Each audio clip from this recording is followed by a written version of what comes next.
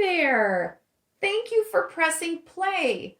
I am Julie Wurzer. I'm the owner and creator of Patchability's brand patterns. I love creating small quilted patterns that I deliberately keep beautifully simple with the hopes of inviting beginners like you into this great hobby of quilting. Today I am showing you hopefully a short video with the hopes of easing your fear of machine quilting so that you will jump in and at least give it a try. Because at some point in your journey as a quilter, you will need to machine quilt to some degree. So in this video, I'm about to show you my goal. I have 3 goals. 1, to build your confidence in machine quilting. Number 2, to help you learn and know if and when you need to do additional quilting on a project. And number 3, to give you some basic tips on how to prepare for and actually do machine quilting. So let's dig right in. So machine quilting or additional quilting is needed when you have a project and when you have areas larger than approximately the size of your fist that do not have any quilting. Quilting, as you know, is just the art of holding together with stitches 3 layers. And in this case, we have our project top, our batting, and our backing. And so I've already gone ahead on this project and I have machine applique stitched, blanket stitched down all of the applique shapes on both ends of my runner. Because as you can see, this is a runner. But I've got all these areas in the center here that don't have any blanket stitching or quilting, and also along the edges of the borders. Now, typically, my projects are pretty small, like this one, and in which case I don't need to do any additional quilting because my machine blanket stitching serves as my quilting. So on projects like this one, I just do my machine blanket stitching and then I'm ready to put on my binding and then I'm finished with the project.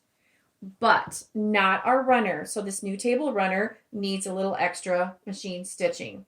So first thing you need to do in prepping is to decide what and where you're going to be doing your quilting.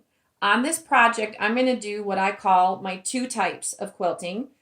1, I'm going to be doing some free motion quilting in the center here around my trees and my gnome. And secondly, I'm going to be doing a machine quilting, which I think is the easiest, and that is I'm either going to stitch in the ditch on my seam line out here in the borders, or what I will most likely do is stitch a 1/4 inch from both maybe just from the outside here. Stitch a 1/4 inch from the seam all the way around, and I'll probably use a red or black thread on that. So I'm not going to show you that because that's fairly straightforward and simple, and I feel that the hardest part of diving into machine quilting is the free form, because it is a little scary.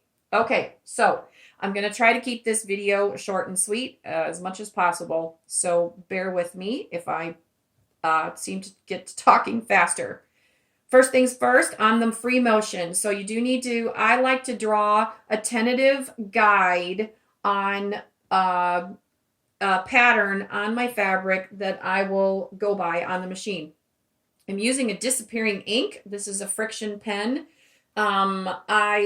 It's erasable and heat sensitive. So erasable, I think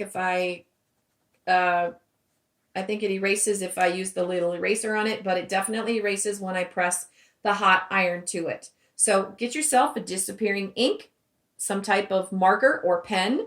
Your local quilt shop carries probably several different kinds of these, but get you one of those. And then dig right in. So I've drawn just some like swirly whirly designs on my background here, and you can see them very nicely in the blue pen. And we're just using this as a guide, so it doesn't have to be perfect. I did, at first I made myself a little like guideline down here by his hat on both ends, and that's going to help me to know that I really don't need to go any further down into that.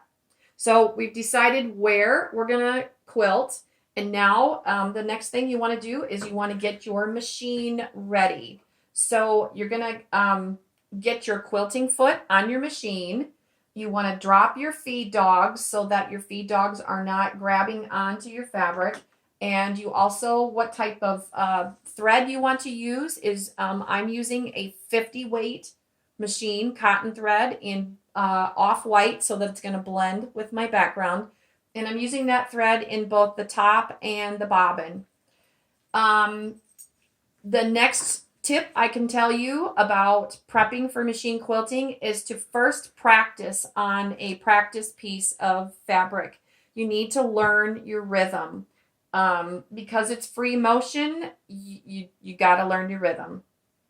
Okay, so I'm going to dig right in here and I'm going to demonstrate just for a moment on the machine quilting. I'm going to start and then we'll just wrap up. So tips on machine, or I'm going to put my, first I'm going to show you what I'm doing here, and I hope you can see this okay. So you do put your presser foot down, and you're going to want to back stitch both where you begin and end.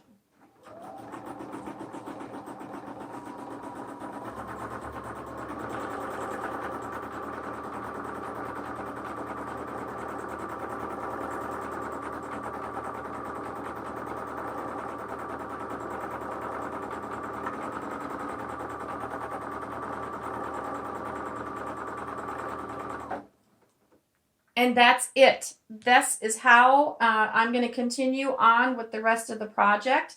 I hope that this gives you, I really, really, really hope this helps to at least ease some of your pains and concerns and fears about machine quilting, and you give it a try.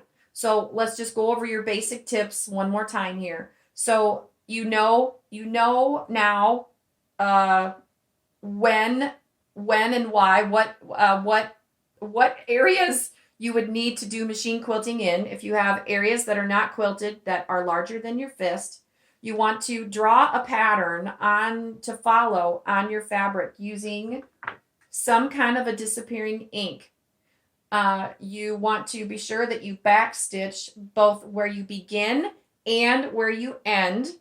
One thing I did not say was when you're drawing your pattern on your fabric, you're going to want to draw one continuous line, because you're going to start at one side, keep going all the way through, and then I'm going to end back over here at the opposite tree. So one continuous line. Find your rhythm. Don't go too fast or too slow. That's why I say practice, practice, practice, practice. Use a matching thread color. And enjoy the process of learning. I hope that you have found this quick tutorial useful and that you will at least jump in and give it a try. Thank you for watching. Bye-bye.